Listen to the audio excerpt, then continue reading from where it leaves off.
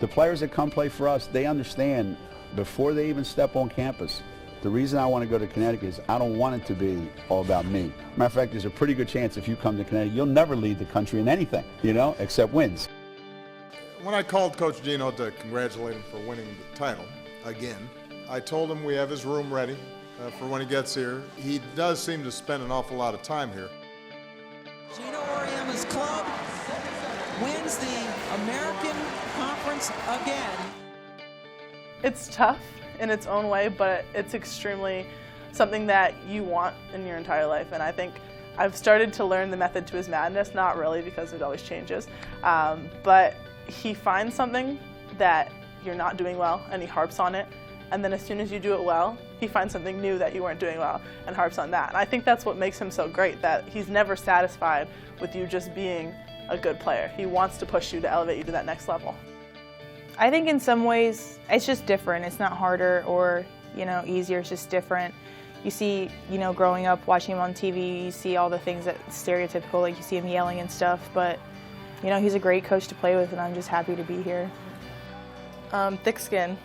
That's for sure. I've learned to take what he's saying and not necessarily how he's saying it. And also, too, I think what people don't realize is if he's on you like that and if he's saying something, it's probably a good thing than if he's not saying anything to you. Because it means that he expects more and he thinks you can do better and he knows you can do better. So you almost get kind of excited when he is getting on you because you're like, okay, he thinks I'm more than what I'm showing. Well, I would say that you need to love the game of basketball more than anything because you're going to be put to the test of how much you can handle mentally, and there's going to be times where it might not be the most fun, but you have to know that he's pushing you to be the best player you can be and that he does it in the best interest for you. And I would say that just know that you're going to be pushed, but that you can get through it and you have your teammates to rely on. They're always going to be there for you.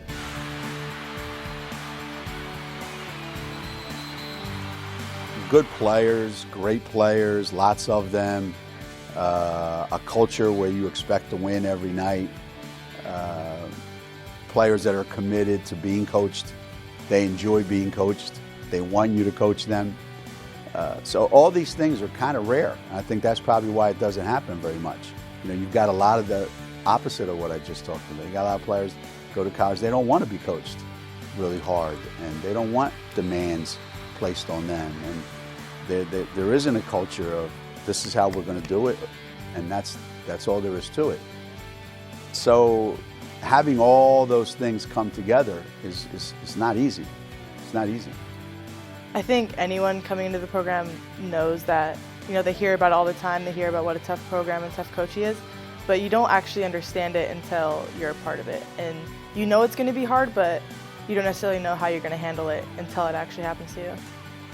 I think the enjoyment that I still get from making something happen for a group of players who maybe wouldn't be able to make it happen on their own, that kind of self-satisfaction that you get when somebody looks at you and goes, wow, Coach, I didn't know I could do that. And as long as we feel like we're doing that for them, it makes you want to keep doing it.